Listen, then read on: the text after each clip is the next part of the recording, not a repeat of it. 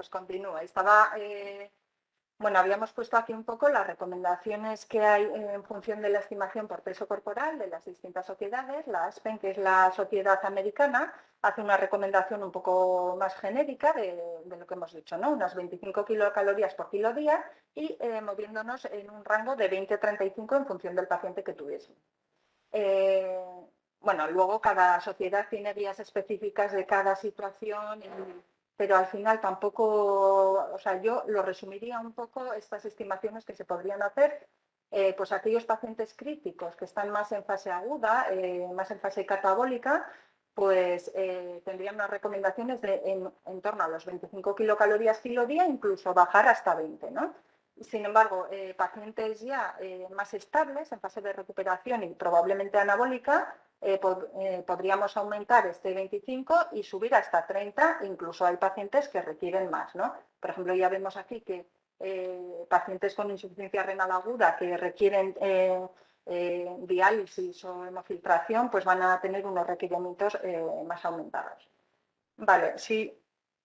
Entonces, si nos quedamos un poco en resumen con estos valores, vemos que hay un punto de corte, que es el de 25, el que se mantiene tanto en el de arriba como en el de abajo, que siempre más o menos acertaríamos, y luego, pues conforme el paciente sea más crítico, podemos ir tirando un poco menos, y conforme sea más estable, pues hacia un poco más, ¿no? Yo creo que es un poco el valor que nos va a ayudar a manejarnos luego en el día a día de una manera más ágil y más práctica. Lo mismo pasaría con los requerimientos proteicos, hay distintas maneras de calcularlos. Una de ellas es en función del grado de estrés metabólico del paciente. Os he puesto aquí una tabla que es esta es la Sociedad Española de Nutrición Parenteral y Enteral, y vienen a hacer una recomendación de gramos de aminoácidos por kilo día en función del grado de estrés del paciente. Es decir, en el estrés leve, moderado y severo, conforme el paciente tiene mayor estrés, pues sus requerimientos son mayores, ¿no? ¿Cómo podemos saber nuestro paciente qué grado de estrés tiene? Pues lo ideal sería poder calcular la eliminación de nitrógeno ureico en 24 horas en orina, ¿no? Un paciente, cuanto más estrés metabólico tiene, más nitrógeno está eliminando en orina. Eso quiere decir que más proteína está perdiendo. Pues requeriría más aporte, ¿no? Proteico. De nuevo, esta manera de hacerlo también pues requiere una determinación diaria, que no es lo más sencillo de hacer en el día a día, y tenemos otras maneras que son una estimación más, como hemos visto antes, con las kilocalorías. En este caso no he encontrado ninguna tabla así en ningún documento para ponérosla directamente. Os presento un poco un resumen mío que es más o menos lo que nosotras manejamos a veces en el día a día, ¿no? Y ya os he comentado que las sociedades casi siempre tienen guías específicas por patología, pero bueno, si vas viéndolas más o menos acaba siendo...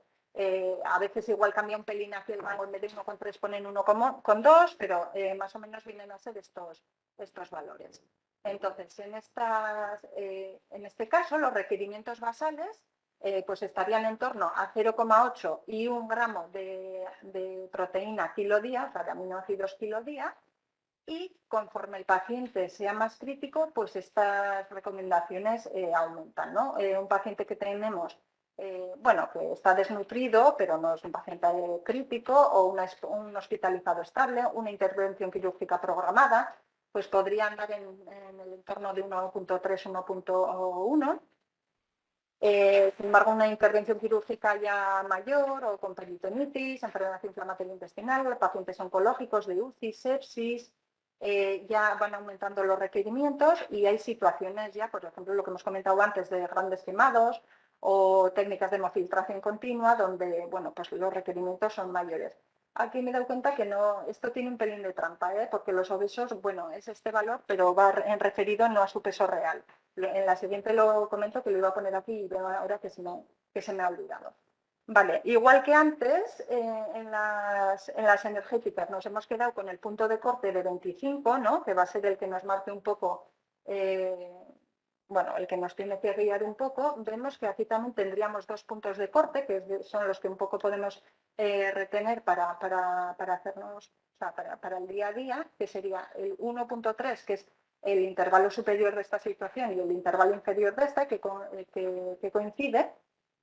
y el 1,5. Entonces tendríamos que tirar más hacia 1,3 en aquellos pacientes que tengamos más estables y no tan críticos, y más hacia 1,5, incluso superarlo, en pacientes con mayores requerimientos. Otro concepto que me parecía importante comentar era el de las kilocalorías no proteicas por gramos de nitrógeno. Esto es lo que viene a definir un poco si una dieta es hiperproteica o no en las dietas parenterales.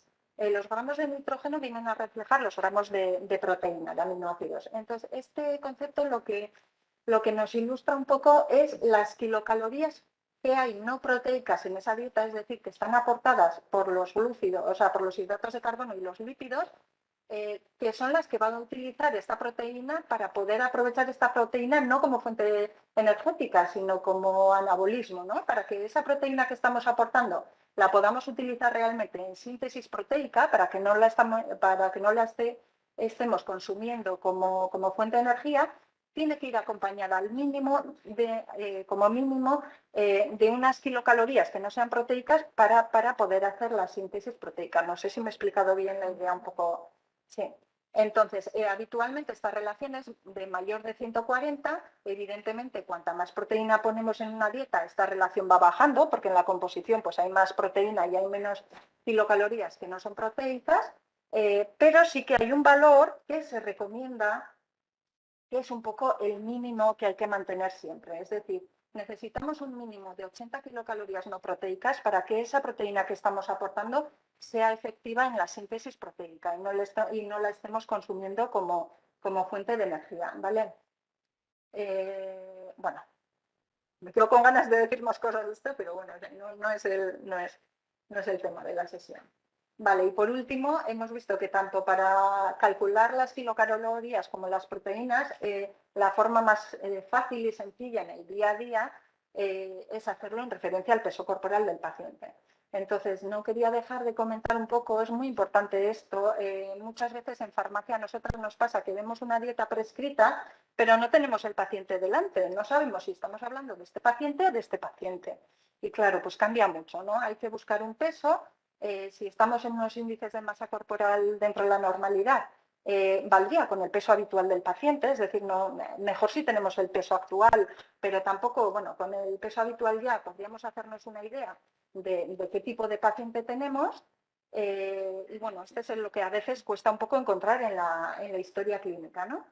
Y por eso notaréis que a veces os llamamos a planta pues, para preguntar un poco, pues, a ver qué envergadura o qué tipo de paciente, cuánto es el peso habitual del paciente.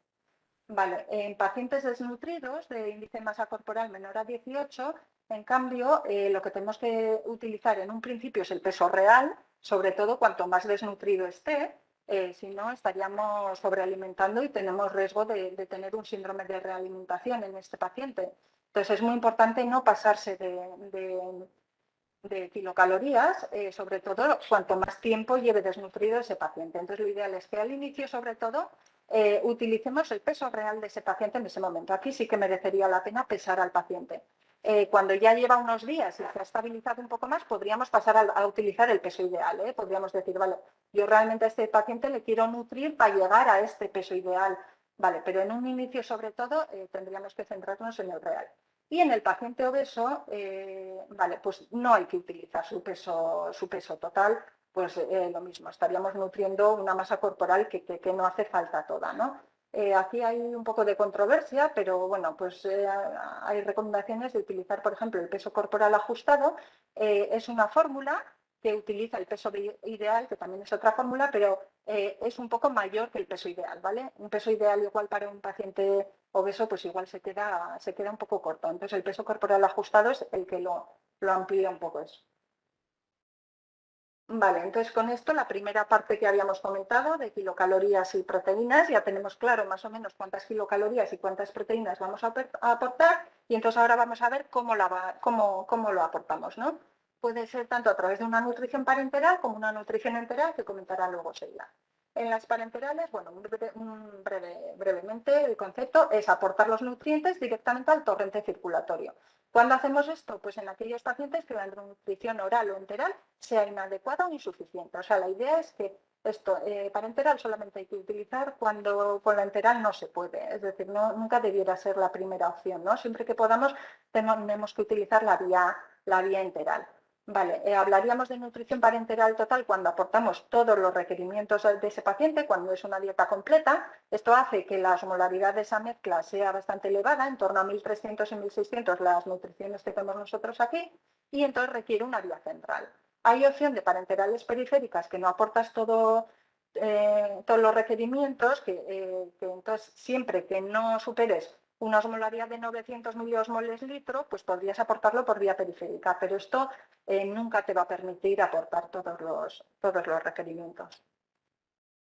Vale, la composición. ¿Cómo preparamos estas mezclas en farmacia? Pues al final usando 5 componentes, sobre todo diferentes, ¿no? Arriba están los 3 macronutrientes, que son los componentes que aportan kilocalorías a la mezcla.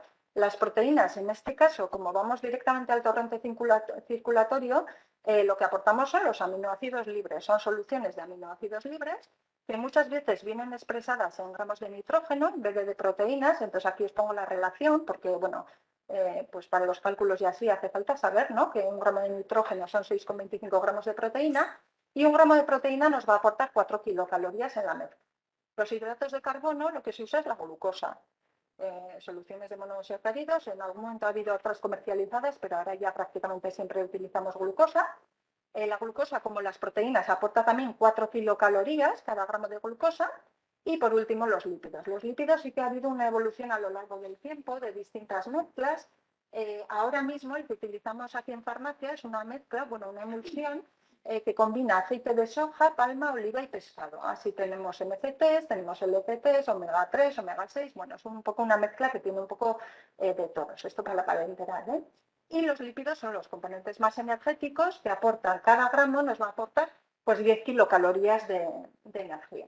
Vale, las kilocalorías no proteicas que hemos comentado antes, que son las que aportan entre hidratos de carbono y lípidos, se distribuyen entre ellos pues habitualmente entre el 60 y el 40. Es decir, lo más habitual es que los hidratos de carbono pues aporten el 60% de esas kilocalorías y los lípidos en torno al 40%. Podríamos modificar esto en función de la situación del paciente, podríamos bajar lo aportado por hidratos de carbono y lo de los lípidos, pero nunca se recomienda invertir esta relación mucho más del 40-60, incluso 30-70 podríamos llegar, pero más no se recomienda. Y luego, por último, estarían los electrolitos, vitaminas y oligoelementos. Los electrolitos, estos son los que estamos aportando: sodio, potasio, cloro, acetato, magnesio, calcio y fósforo.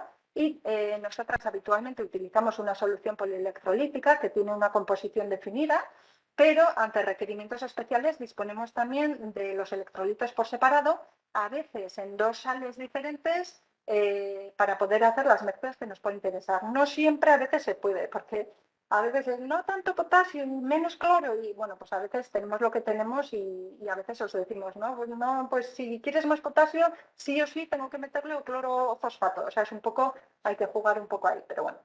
Y por último, las vitaminas y oligoelementos, que aportamos vitaminas hidrosolubles, liposolubles y oligoelementos. Esto antiguamente no se ponían juntos y entonces se alternaba. Un día se ponían las vitaminas y otro día se ponían los oligoelementos, porque juntos pues, se favorece la degradación de las vitaminas. Ahora, hoy en día ya con las bolsas tricapa que utilizamos, que protegen perfectamente la luz, del aire, pues nos permite que aportemos todos los días las recomendaciones de los dos, ¿vale? Entonces hoy en día ya en todas las dietas ponemos los dos.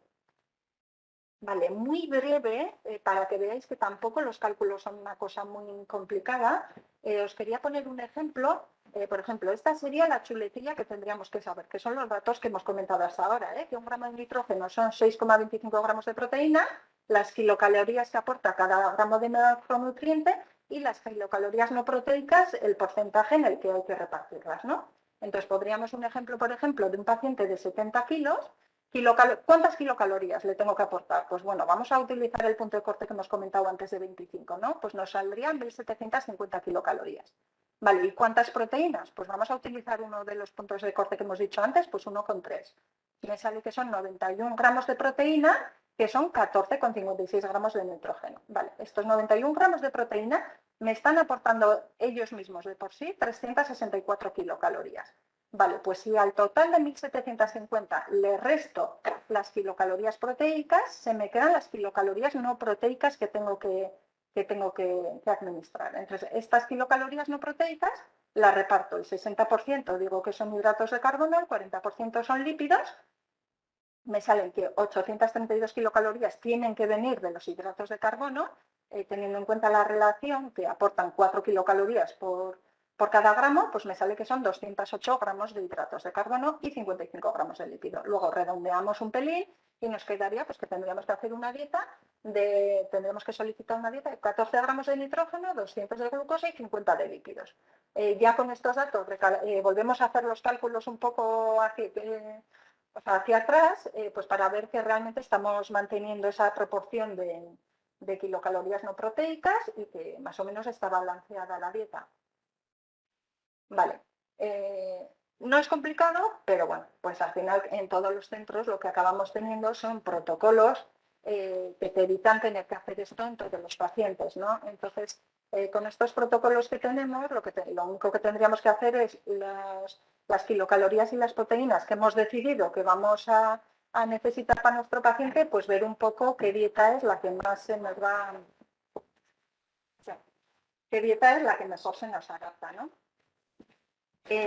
Estas hojitas las hemos pasado por si queréis tenerlas y voy a comentar un poco dos grupos de estas. Las tres últimas dietas son las que hicimos, las que creamos hace poco para la UCI. Les pusimos el título un poco de UCI 60, UCI 70 y UCI 80, tiene un poco referencia a los kilos para las que están para lo que están pensadas hechas, ¿no? Y estas dietas son las que cumplen un poco lo que hemos comentado anteriormente, no sobrepasan nunca las 25 kilocalorías kilo, incluso van un poquito hacia abajo, y están pensadas para un aporte más o menos del punto superior de las proteínas que habíamos comentado, ¿no? A 1,5 de gramos de aminoácidos por kilo día. Entonces, hacer los cálculos con estas condiciones para estos pacientes, pues nos da más o menos estas dietas. Vale, y las primeras dietas que tenemos, pues es lo mismo. Es el mismo concepto, lo que pasa que estas son las que estaban aquí ya desde hace mucho tiempo, que se llamaban como A, B y C, ¿no? No les hemos cambiado de momento la nomenclatura, pues yo creo que estáis ya muy acostumbrados a esos, bueno, al nombre, ¿no? Que las identificáis muy rápido, pero el concepto vendría a ser lo mismo. Entonces la A, lo único que aquí utilizamos pues son un pelín más energéticas, ¿no?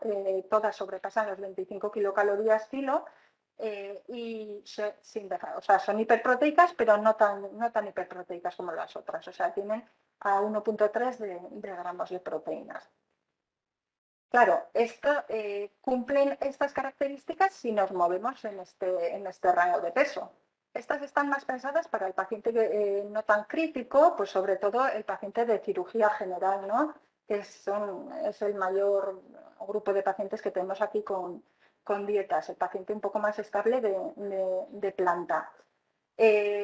Bueno, esta D antes se llamaba hiperproteica, porque como es un poco una bomba, ¿no? Que lleva casi 20 gramos de nitrógeno, bueno, es como la más proteica que había, se llamaba hiperproteica. Pero esto nos dejaba dando problemas porque a veces pasaba que se elegía esto cuando se quería coger una hiperproteica y ese concepto, claro, generaba un poco de confusión porque realmente va a depender mucho del paciente que tengamos, ¿no? Entonces, a un paciente de 60 kilos que con la nutrición A nos estamos moviendo en estos entornos, si realmente quieres aportarle más proteína, o sea, más proteína que la de 1,3, no te tienes que ir hasta aquí. Basta con que des un salto hacia aquí y ya probablemente haces los cálculos y ves que realmente para este paciente de 60 kilos esta es la hiperproteica, ¿no? Para el paciente de 70 kilos esta es la hiperproteica. Entonces, bueno, no sé si en algún momento igual merecería la pena, podríamos incluso nominarlas igual que las de la UCI, ¿no? Que son un poco más visual. Pero bueno, eso era un poco el concepto bueno, de cómo tenemos organizadas las dietas parenterales. Y con esto yo, más o menos, ya te paso a Seila y nos habla un poco de la nutrición enteral. Bueno, pues buenos días a todos. En mi caso voy a comentar conceptos acerca de nutrición enteral y, por supuesto, voy a intentar, las hojas que tenéis por ahí distribuidas, presentar la guía de todas las nutriciones enterales que tenemos en el hospital. A modo introductorio, hablaremos acerca de las características de la nutrición enteral, de las indicaciones y de las contraindicaciones, de las técnicas de acceso, pero sobre todo me centraré en este punto central que habla de la clasificación de las nutriciones enterales y la guía en el Hospital García Orcollí. En cuanto a las características de la nutrición enteral, pues como Bianca ha dicho en su presentación, sería la nutrición artificial más adecuada para iniciar en un paciente que por ingesta oral no llega a cumplimentar los requerimientos nutricionales al 100%. Es la vía primera a la que habría que recurrir porque es la más fisiológica, es más sencilla que la nutrición parenteral, por supuesto, con menos complicaciones, menos grave y además pues, más económica, pero sí que requiere de un aparato digestivo útil.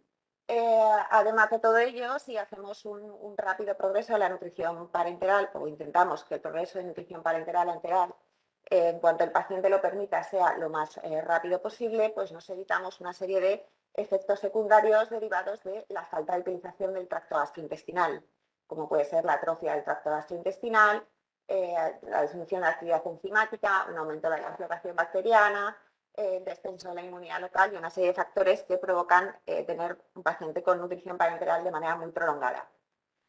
En cuanto a las indicaciones fundamentales de la nutrición enteral, podríamos establecerlo en tres grandes grupos. En primer lugar, serían aquellos pacientes que no tienen ningún tipo de alteración anatómica y funcional, pero sí que tienen patologías que ocasionan alteraciones mecánicas en la deglución, como pueden ser tumores de cabeza-cuello, cirugía maxilofacial, una estenosis esofágica, también alteraciones neuromotoras en la deglución que impiden la alimentación por boca, como pueden ser accidentes cerebrovasculares, tumores cerebrales, trastornos del sistema nervioso autónomo, enfermedades como esclerosis múltiple, esclerosis lateral amiotrófica, y también procesos patológicos específicos con una ingesta imposible o insuficiente, como pueden ser quemados, sepsis, pacientes que hemos tenido con ventilación mecánica por tema COVID, cirugías no digestivas, etc. En el segundo gran grupo tenemos a los pacientes que, sin que tengan una alteración anatómica, sí que tienen una alteración funcional en el tracto digestivo y por eso la absorción de nutrientes está bastante perjudicada. Sería el caso de enfermedades como la enfermedad de Crohn, colitis ulcerosa grave, fístulas, pancreatitis aguda grave o pacientes oncológicos que están recibiendo tratamientos quimioterápicos que son potencialmente proclives a desarrollar reacciones adversas a nivel del sistema digestivo. También pacientes que reciben radioterapia a nivel local con las consecuencias reacciones adversas a nivel digestivo. Un tercer gran grupo son aquellos que sin tener alteración funcional sí que tienen una alteración anatómica, que son aquellos que han sufrido una cirugía de estómago con una resección o tienen un síndrome de intestino corto. Entonces, bueno, comentar brevemente que todas estas indicaciones y sus patologías concretas vienen establecidas en el Real Decreto 1030/2006 de Cartera de Servicios Comunes del Sistema Nacional de Salud, que serán las patologías que están financiadas para las cuales la nutrición enteral está financiada y un paciente es subsidiario de utilizarlos. En cuanto a las contraindicaciones, comentar que, bueno, pues que precisamente las contraindicaciones de una nutrición enteral serían las indicaciones de una nutrición parenteral y que son todas aquellas patologías que no permiten que el tracto digestivo sea útil. Pues, por ejemplo, tenemos un hilio paralítico, una fístula de alto débito, una hemorragia digestiva grave. Pasando a las técnicas de acceso y los criterios de elección, pues bueno, comentar que como factores fundamentales para decidir cuál sería la técnica de acceso perfecta para poder administrar nutrición enteral, pues tenemos estos factores. En primer lugar, la enfermedad de base, el riesgo de broncoaspiración que pueda tener el paciente, fundamental la duración del tratamiento con el que vamos a estar alimentados, o sea, el tiempo de tratamiento con el que prevemos que va a durar la nutrición y las preferencias del paciente. Entonces, en este sentido, se abren dos brazos en la tabla, donde en primer lugar tendríamos que determinar el plazo con el que con el que se prevé la duración de la nutrición enteral. Si hablamos de un corto plazo, serían inferior a 4 o 6 semanas de tratamiento con nutrición enteral. Nos ponemos en el lado derecho del brazo y entonces es cuando utilizaríamos las sondas nasogástricas o nasoenterales. Lo que va a determinar una u otra es el riesgo de broncoaspiración que tenga el paciente y también la capacidad de su tubo digestivo. Es decir, si es un paciente que tiene una conciencia, estado de conciencia normal, un tubo digestivo normal y con un riesgo de broncoaspiración relativamente bajo, recurriremos siempre a la vía nasogástrica. Y si ya tenemos un paciente con vómitos que no tiene el reflejo del vómito conservado, donde el riesgo de broncoaspiración es más alto, acudiremos a la sonda nasoenteral. En el otro caso, cuando tenemos pacientes que van a ser subsidiarios de alargarse la nutrición enteral, superando las 4 o 6 semanas, hablaríamos ya de la colocación de una ostomía, que puede ser a nivel gástrico o a nivel intestinal, y que igualmente va a depender un poco del riesgo de broncoaspiración del paciente y de la capacidad funcional de su tubo digestivo. El primer caso, las ostomías que se colocan a nivel gástrico serían para pacientes que conservan medianamente el tubo digestivo y donde el riesgo de aspiración es menor. Y el segundo caso, las pospilóricas, estarían reservados para pacientes con tubo digestivo más afectado. El acceso a una u otra dependerá si se hace con endoscopia o si se hace vía radiológica quirúrgica, y estaríamos hablando de las PER. ¿Qué factores pueden determinar el riesgo de broncoaspiración en un paciente? Pues si el paciente es anciano, con demencia, catexia, una pauta de alimentación nocturna, un retraso en el vaciamiento gástrico, pacientes con hipercalcemia, tratamiento con opiáceos, anticolinérgicos y ventilación mecánica. Vale, y hablando de la composición de la fórmula, tenemos en el mercado multitud de fórmulas enterales. Todas estas vienen reguladas por el Real Decreto 1091/2000, que nos establece, se aprueba la reglamentación técnico-sanitaria específica de los alimentos dietéticos, y que además de darnos una definición de lo que es la nutrición enteral y de la reglamentación técnica del etiquetado de los productos, nos distribuye los alimentos en 3 tipos, que son alimentos completos con una formulación de nutrientes normal, completos con una formulación de nutrientes específica para patologías concretas, y alimentos incompletos, es decir, aquellos que por sí mismos no podrían hacer una alimentación completa, sino que son como suplementos. Y bien, hablando de los macronutrientes, como bien ha comentado Bianca en su presentación, estaríamos hablando de los hidratos de carbono, lípidos y proteínas, que en el caso de la nutrición enteral, en el primer caso los hidratos de carbono es el macronutriente y la fuente de energía principal. Pueden aportar entre un 40 o un 90 del valor calórico total, y son los que aportan el dulzor, la osmolaridad y la capacidad digestiva de la nutrición enteral. Están compuestos por la mezcla de oligosacáridos y polisacáridos, y la mayoría están exentas de lactosa. En cuanto a lípidos, se trata de una mezcla entre ácidos grasos de cadena larga y ácidos grasos de cadena media, y comentar la proporción entre los ácidos grasos omega 3 y omega 6, que es importante, y que en el etiquetado de las nutriciones enterales aparece esta proporción, porque los ácidos grasos omega 3 tienen propiedades antiinflamatorias y los omega 6 totalmente contrarias, son proinflamatorias e inmunosupresoras. Por eso, hace un tiempo esta proporción estaba en 4 y 1, y ahora cada vez más las dietas comercializadas recientemente hacen aumentar la proporción a 10:1, favoreciendo pues, la concentración muy por encima de los omega 3 respecto a los omega 6. En cuanto a proteínas, es la fuente de nitrógeno. En nuestro caso, en el caso de la nutrición parenteral, ha comentado Bianca, siempre aparecen como aminoácidos libres las proteínas. En el caso de la nutrición enteral, las proteínas pueden encontrarse en 2 formas distintas, y esto va a ser determinante porque en función de la capacidad absortiva del paciente utilizaremos una nutrición enteral u otra en función de cómo vengan presentadas las proteínas. Pueden aparecer como proteínas intactas, sin hidrolizar, sin cortar, por decirlo de alguna manera, y estarían indicados para pacientes que tienen una funcionalidad normal.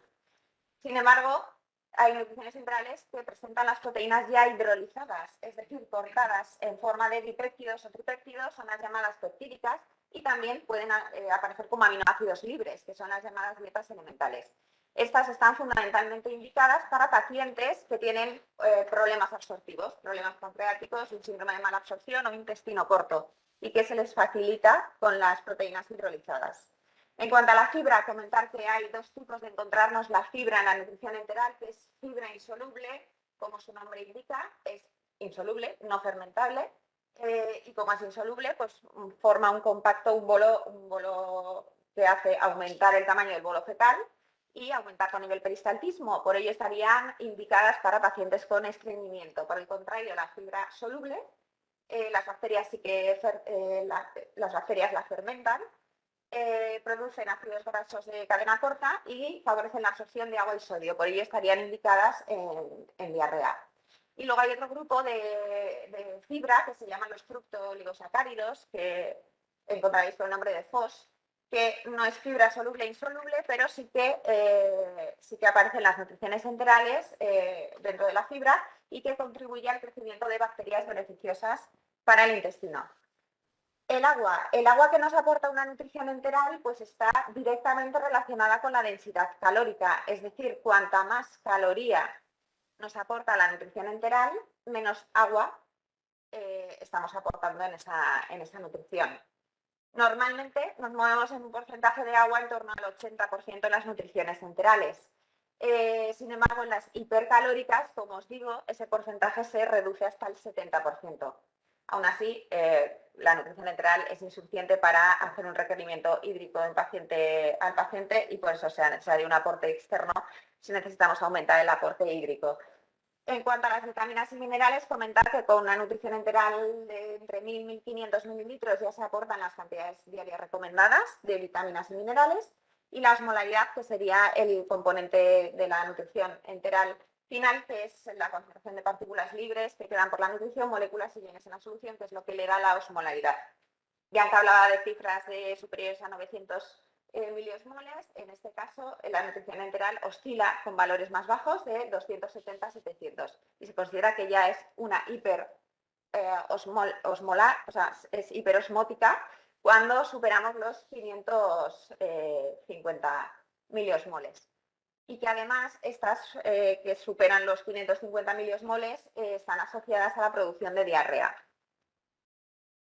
Y bueno, ya hemos visto los requerimientos nutricionales, nos los ha comentado Bianca, hemos visto la composición de las nutriciones enterales y ahora vamos a ver cómo se clasifican y cuáles son los indicadores que nos permiten crear una guía en nuestro centro y en todos los centros, ¿no? Las premisas que tenemos que tener en cuenta a la hora de crear una guía nutricional. Entonces, en primer lugar, el aporte de nutrientes. Como siempre les pasa estas reuniones además como que empiezan... Pueden aparecer como suplementos o pueden aparecer como módulos. Los módulos son módulos individuales para cada uno de los macronutrientes. Existen módulos proteicos, módulos lípidos, módulos de hidratos que se pueden combinar entre sí y formar una completa o que pueden formar parte por sí mismos de un suplemento proteico o de hidratos a una patología concreta. En cuanto a la fuente de proteína, pues bueno, se distinguen en poliméricas y oligoméricas en función de lo que hablábamos de la hidrolización de la proteína. En cuanto a cantidad de proteína, pues normoproteica e hiperproteica. En este caso, la relación, bueno, las normoproteicas son aquellas que están por debajo del 18% del aporte calórico total. Y importante, que comentaba antes Bianca, la relación de kilocalorías no proteicas en gramos de nitrógeno. Ha explicado ella el fundamento y por qué es importante, porque nos permite al organismo quedarse con la proteína, absorber la proteína, entonces es necesario aportar kilocalorías no proteicas. En el caso de las no proteicas estaríamos por encima de 120 en este valor, y en el caso de las hay un sitio por debajo de 120. La densidad calórica es otra de las características fundamentales, que es en función de las calorías o de las necesidades calóricas del paciente, hipocalórica o hipercalórica. Si está por debajo de 0,9 y Eso dijo el está por primer encima de 1,5, 2, ya estaríamos como en para demostrar que hipercalórica. estás, pues como Y la presencia de fibra, que puede ser con fibra o sin fibra. Y ya por último, tú mandas las un buenos osmolaridades, días que o lo que hablamos sea de y acabo de si meter son otro. hipertónicas, No. superan los 550 miliosmoles. Y bueno, llegamos Ah, al sé, cuadro, yo- digamos, estrella de la presentación. Es como un poco la hoja de ruta hemos visto todos los tipos de nutriciones enterales de los cuales tenemos disponibilidad en el hospital y tenemos al paciente ingresado y tenemos que decidir qué nutrición de todas las múltiples que hay en la guía podríamos utilizar. Entonces, si nos situamos en primer lugar, valoraríamos la capacidad funcional del tubo digestivo. Si el paciente tiene una capacidad funcional conservada y no tiene ninguna afectación orgánica, pasamos a una polimérica. Estaríamos en las poliméricas, que se distribuyen en los tres grandes grupos de estándar, hipercalórica e hiperproteica. Si por el contrario está con la función intestinal comprometida, pasaríamos a una oligomérica, que ya vienen las proteínas hidrolizadas. Y nos ponemos aquí en la base de la tabla y valoramos la situación de base del paciente. Si el paciente no tiene ninguna enfermedad de base y simplemente le aportamos una nutrición enteral porque con su dieta oral no llega a cubrir el 100% de los requerimientos orales, así como si el paciente sí que tiene una desnutrición, es un paciente anciano, desnutrido, pues con unas necesidades calóricas aumentadas y sin ningún tipo de restricción calórica, de volumen. Es decir, si estamos en estas tres condiciones, un paciente anciano, crónico, pues desnutrido, pero tampoco con unas necesidades especiales aumentadas, acudiríamos a una nutrición estándar.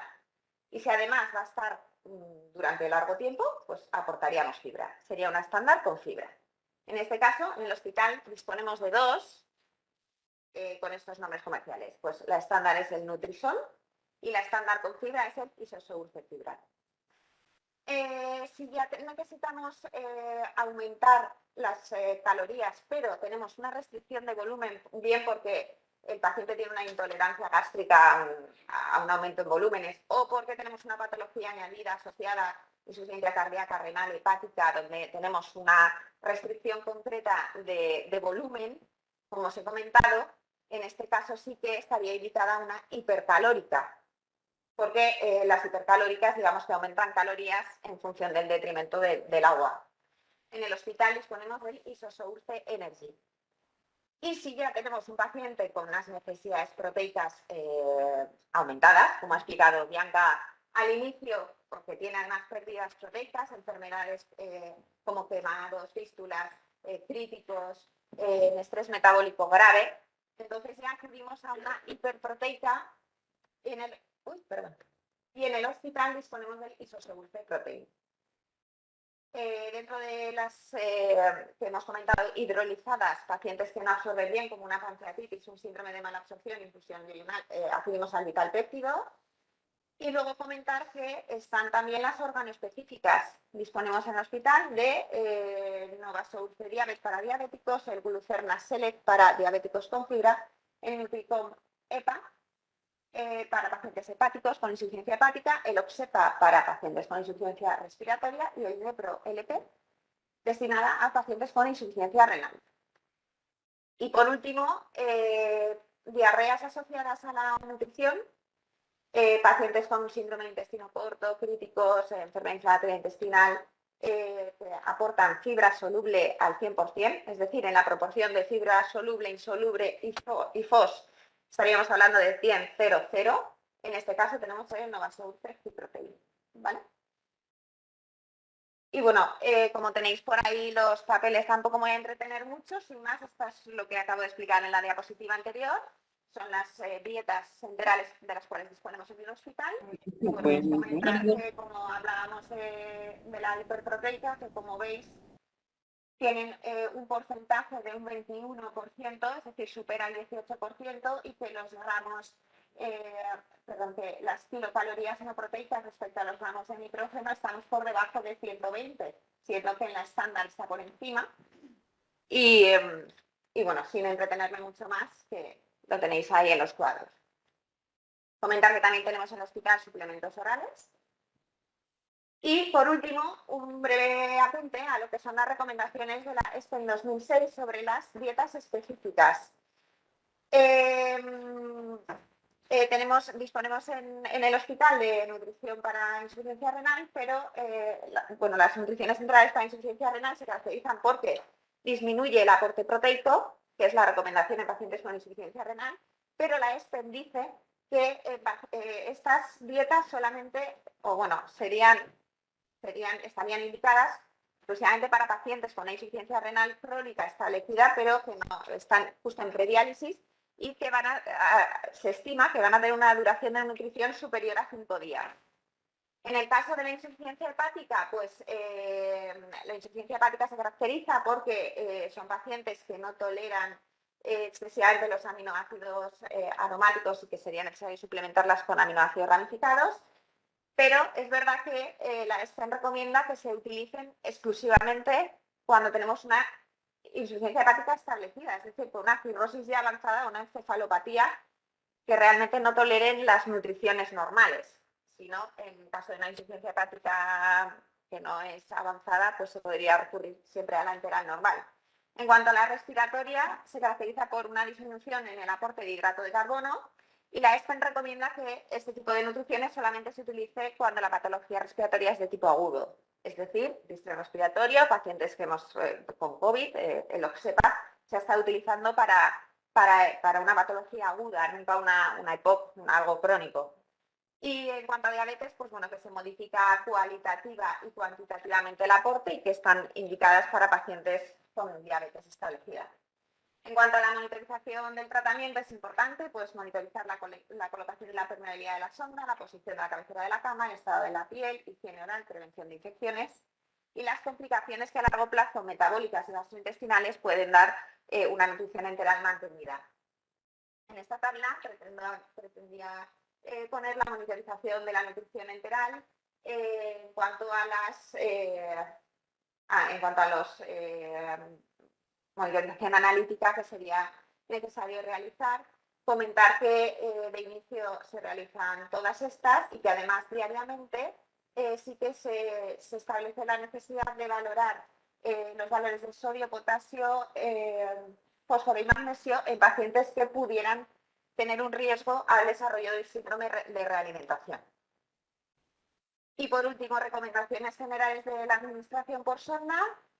Brevemente, saber que siempre es preferible administrar los fármacos por vía oral. Cuando esto no se puede, es imposible, hay que administrarlos por sonda. Que hay que utilizar formas orales líquidas o suspensiones siempre en lugar de jarabes, por el tema para evitar la obstrucción de la sonda. Que hay que diluirlos siempre con 10-20 mililitros de agua. Que para la administración por ostomía no hay que administrar alto contenido en sorbitol, que hay que evitar triturar los comprimidos, pero si fuera necesario, porque no existe otra opción disponible, hay que dejarlos como un polvo muy fino y diluirlo en 10-20 mililitros. Y que nunca deberíamos de triturar las formas farmacéuticas de cubierta entérica, de liberación retardada, de absorción sublingual, los comprimidos efervescentes, las cápsulas con gránulos, las gelatinosas, y todos aquellos medicamentos que son considerados peligrosos. Hay que consultar la compatibilidad de alimentos con la nutrición enteral y evitar la administración conjunta por el riesgo de interacciones físicas, químicas y la obstrucción de la sonda. Que hay que lavar la sonda antes de la administración de medicamento y posterior. Y que hay que tener cuidado con las interacciones fármaco-nutrientes. Y que, como sabéis, existen multitud de vías de administración de fármacos por sondas enterales, donde habla de la compatibilidad de cada uno de los fármacos disponibles en los hospitales, que nosotros recurrimos a la guía de nuestras compañeras del complejo y que cualquier duda que pudiera surgir nos podéis llamar a farmacia. Y un breve apunte en cuanto a la nutrición domiciliaria, tenemos al paciente establecido con una nutrición enteral ingresado y ya estable, con una buena tolerancia, no tiene diarreas y ya queremos darle de alta. Entonces le mandamos, se va a casa con la nutrición enteral. Pues recordar que estas nutriciones se dispensan en la oficina de farmacia, que van con visado y que vienen reguladas por el Real Decreto que comentaba al principio y que aquí en este Real Decreto aparece un anexo con todas las patologías subsidiarias de poder ser financiadas, para las cuales se financia la nutrición enteral. Y bueno, eso es todo. Gracias.